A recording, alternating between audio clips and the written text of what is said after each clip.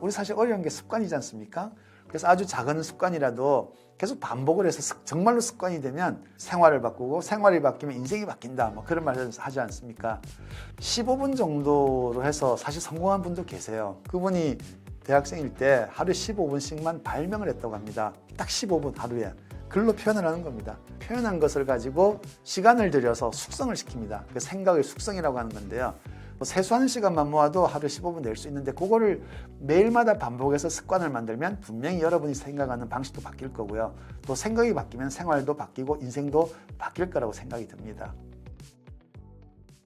하루에 15분이라고 하면 뭐 굉장히 길다면 길고 짧다면 짧은 시간인데요. 사실은 뭐 아침 저녁으로 여러분들 뭐 세수도 하고 샤워도 하시죠. 그 정도 시간만 다 합해도 15분은 될 겁니다. 그래서 아침에 화장실 가고 샤워하고 세수하고 하는 그 시간 동안만 생각해도 괜찮아요. 시간적으로는. 그런데 만약에 아침이라고 하면 오늘 할 일을 스케줄을 쭉 생각하시면서 자, 오늘 무슨 일을 할 거니까 이 일에 대해서 찬반 의견 혹은 이 일에 대해서 긍정과 부정의 의견 이런 식으로 당장은 이제 오늘 할 일에 대해서 이제 생각의 균형을 잡는 것도 도움이 되는 거고요. 또 저녁이 되면은 그날 있었던 일 중에서 뭐 한 가지 두 가지를 선택을 해서 거기에 대해서 이제 찬반 혹은 그 균형 잡힌 생각을 해보는 거는 분명히 그 시간적으로 문제가 없어요. 근데 이제 이런 것들이 이제 습관이 되면 어떻겠냐고 하는 건데 우리 사실 어려운 게 습관이지 않습니까? 그래서 아주 작은 습관이라도 계속 반복을 해서 정말로 습관이 되면 그 생각이 생활을 바꾸고 생활이 바뀌면 인생이 바뀐다. 뭐 그런 말을 하지 않습니까? 근데 15분 정도로 해서 사실 성공한 분도 계세요. 예를 들어서 소프트뱅크를 창업하신 손정희 회장 같은 경우에는 그분이 대학생일 때 하루에 15분씩만 발명을 했다고 합니다. 딱 15분 하루에. 그래서 15분 동안에 생각이 나는 것만 적습니다. 발명을 하고요. 노트에 기록을 하고 그리고 15분이 되면 딱 그만둡니다. 또 다음날 아침이 되면 또 15분 하는 거고요. 그렇게 해서 그분이 이제 많은 발명을 했는데 그 중에서 이제 특허로 등록된 것들이 있었어요. 그 특허를 어느 기업이 매각을 해서 그 매각한 자금을 바탕으로 소프트뱅크라고 하는 기업을 창업했다는 그 일화가 있는데 굉장히 많이 알려진 일화죠. 그래서 15분이라고 하는 게 우리가 그 조금만 뭐 세수하는 시간만 모아도 하루에 15분 낼 수 있는데 그거를 매일마다 반복해서 습관을 만들면 분명히 여러분이 생각하는 방식도 바뀔 거고요. 또 생각이 바뀌면 생활도 바뀌고 인생도 바뀔 거라고 생각이 듭니다. 역사적으로 보면 이 메모를 잘 하신 분들이 있어요. 그 대표적으로 이야기하는 게 다빈치, 에디슨 그런 분들이거든요. 근데 그런 분들의 그 자료를 보면서 제가 느낀 게 하나 있습니다. 뭐냐? 일단 표현하라고 하는 겁니다. 글로 표현을 하는 겁니다. 표현하는데 이 표현하는 당시에는 생각이 아직까지 완전하지가 않겠죠. 생각이 성장하지 않은 단계니까 생각의 씨앗이라고도 할 수 있고요. 생각의 아주 초기 단계라고 볼 수 있는데 일단 표현을 합니다. 그리고 이 표현한 것을 가지고 시간을 들여서 숙성을 시킵니다. 그 생각의 숙성이라고 하는 건데요. 처음에는 출발점이지만 거기에 계속 추가를 하고 추가를 하면서 생각이 성장되면 그 결과가 어떤 발명품, 특허, 뭐 그런 획기적인 변환 그런 것들이 되는 거죠.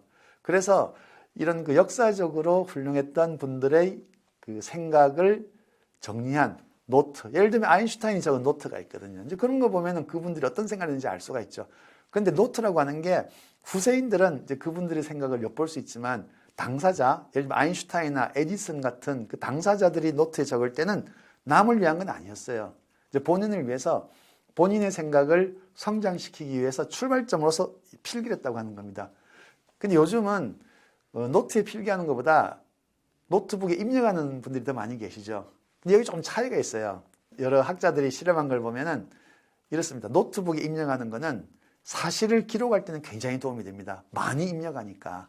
그런데 조금 두고 생각을 해야 되겠다고 할 때는 이 노트에 필기하는 게 조금 더 좋다고 합니다. 역시 사람이 이 본인의 뇌를 활성화시키면서 더 많은 지식을 이끌어갈 때는 여전히 노트북 입력보다는 노트에 필기하는 게 좀 더 좋더라라고 하는 게 여러 가지 심리학 실험에서 밝혀지고 있습니다. 133 형식도 제가 이런 생각의 방식에 제가 그냥 이름을 붙인 건데요. 이런 제목입니다. 그 제목. 근데 제목을 정할 때는 예를 들어서 기술혁신 이런 제목보다는 좀 부정형이나 의문형으로 하는 게 훨씬 좋습니다. 왜냐하면 그게 이제 눈길을 끌고요. 좀 관심을 유도하게 되죠. 그리고 1, 3, 3에서 이제 두 번째 3은 한국에서 꼭지라고 보통 하죠. 세 개의 꼭지라고 하는 건데 이게 그 청크라고 하는 그 심리학 용어를 가지고 설명할 수 있습니다. 내용이 많이 있을 때 그 많은 내용을 하나하나 일일이 다 기억하고 하는 건 굉장히 어렵거든요. 그럴 때는 듬성듬성 한 세 개의 그 그룹으로 나누는 게 이해하는데 굉장히 도움이 됩니다. 그래서 세 개의 그룹으로 나눠라 하는 거고요. 그리고 1, 3, 3의 세 번째 3은 뭐냐? 각 항목의 꼭지에 대해서 설명을 붙이더라도 한 꼭지당 많아야 세 줄 정도, 그러니까 세 가지 정도의 설명만 덧붙이면 됩니다. 라고 하는 겁니다. 그래서 만약에 여러분들이 기업에서 기획서를 쓴다, 혹은 학교에서 리포트를 낸다라고 할 때 첨부되는 자료는 굉장히 뭐 두꺼워도 괜찮지만 그걸 뭐 다 읽어보기는 어렵잖아요. 그럴 때는 요약한 문장을 A4 한 장으로 해서 1, 3, 3 형식으로 하시면 굉장히 좋습니다. 그래서 1 제목, 3 꼭지, 3 설명. 그렇게 하시면 굉장히 도움이 됩니다. 자, 여러분, 만약에 여러분들이 지난 어저께 식사를 한 번도 못했다고 가정을 해봅시다. 그럼 배가 고프시겠죠. 그런데 이 배가 고프고 뭔가 먹고 싶기도 한데 그런 생각은 하는데 이런 생각을 배가 고프다라는 말로 표현을 하는 것과 또 표현하지 못하는 것과는 차이가 있습니다. 만약에 내가 굉장히 배가 고픈데 이 상태를 뭐라고 표현할지 모르겠다. 그래서 그냥 배가 아프다라고 표현했다고 생각해 봅시다. 그럼 이거 배가 아픈 거지 배가 고픈 건 아니거든요. 그래서 생각이라고 하는 게 있으면은 그 생각이 어울리는 이름을 지었고 불러야 돼요. 근데 부르려고 하면은 나타내야 되겠죠. 나타낼 때 그걸 글로 쓰든 그림으로 그리든 도식화를 하든 무엇인가를 내 눈에 나타나는 형태로 내 눈으로 볼 수 있는 형태로 일단 표현을 하셔야 돼요. 그리고 거기에 이름을 붙여야 됩니다. 그래서 만약에 지난 하루 동안 아무것도 못 먹었더니 눈앞이 어질어질하다. 그럴 때는 극심한 배고픔. 이렇게 해놓으면 내 상태가 지금 굉장히 배가 고프구나 하는 문제가 정의가 되는 거죠. 제 생각이 출발점이 되는 겁니다. 이렇게 해서 생각이 일단 편의되고 나면은 제 생각이 이제 무엇을 먹어야겠다는 생각으로 발전할 수 있겠죠. 그러면은 배고픔을 극복할 수 있는 음식을 찾든지 음식을 만들든지 식당을 가든지 그 다음 생각으로 이어질 겁니다. 그래서 머릿속으로 생각을 많이 한다라고 하는 것만 갖고는 충분하지가 않습니다. 그 생각을 나타내야 돼요. 나타내서 그 결과 내 생각을 내 눈으로 볼 수 있어야 돼요. 그래야지 그때부터 내 생각이 성장을 향해서 첫걸음을 내디디게 되는 겁니다. 이 영상을 보고 계시는 여러분이 혹시 여러분에게 이름이 없다고 한번 생각을 해보세요. 그러면 친구들이 여러분을 뭐라고 부를까요? 야, 걔 있잖아. 걔. 왜 걔? 그럼 걔가 누구야? 그럴 겁니다. 그럼 키가 얼마고 몸무게가 얼마고 얼굴이 어떻게 생겼고 이렇게 설명할 겁니다. 그렇게 해가지고 누가 누군지를 잘 모르잖아요. 그죠? 그럼 하다못해 별명이라도 있든지 이름이 있어야 되는 거거든요. 그래서 이름이 있으면은 그 사람이 존재하는 겁니다. 여러분들도 이름이 있기 때문에 존재하는 겁니다. 여러분들도 누군가를 좋아하게 됐을 때 그럴 때가 있겠죠. 그럴 때 한번 생각을 해보세요. 이름을 모를 때와 이름을 알고 난 후가 완전히 달라집니다. 누굴 좋아하는데 이름을 몰라? 그러면은 어디에 사는지는 잘 모르지만 이렇게 생긴 분을 내가 참 좋아한다 라고 설명이 굉장히 길어지거든요. 그런데 이름을 알고 나면은 아무개, 내가 누구 아무개를 참 좋아한다 라고 해서 생각이 딱 정리가 되죠. 사람을 대할 때도 그렇거든요. 생각도 그래요. 우리 머릿속에 많은 내용들이 떠오르지만 그걸 가만히 놔두면은 하나하나 다 설명을 해야 되고요. 이 분위기, 범위, 특징을 규정하기가 굉장히 어렵습니다. 근데 만약에 생각을 이름을 붙이면 딱 한마디로 정의가 돼요.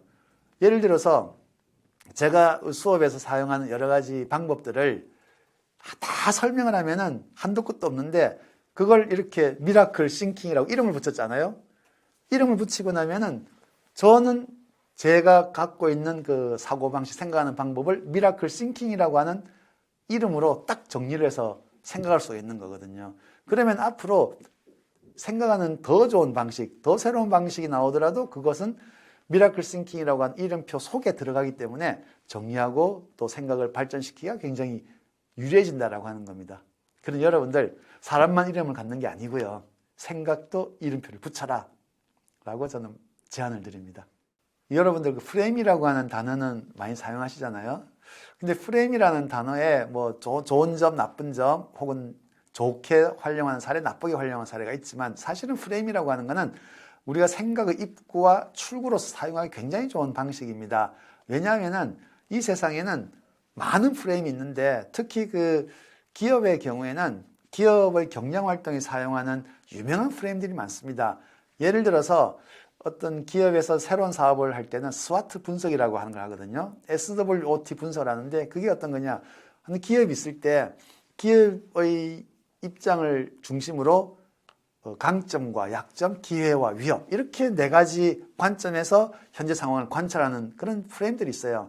어떤 문제를 해결할 때 처음부터 여러분들이 이 본인 주장대로 생각을 하려고 하면 어디서 어떻게 시작을 해야 될지 좀 헷갈릴 때가 많아요, 사실. 여러분이 만약에 기업에서 신사업을 담당하시는 그런 담당자를 하더라도 갑자기 신사업을 구상하라 혹은 갑자기 우리 회사가 처해 있는 상황을 분석하라 라고 하더라도 사실 어디서 어떻게 분석할지 조금 당황스러울 때가 있거든요.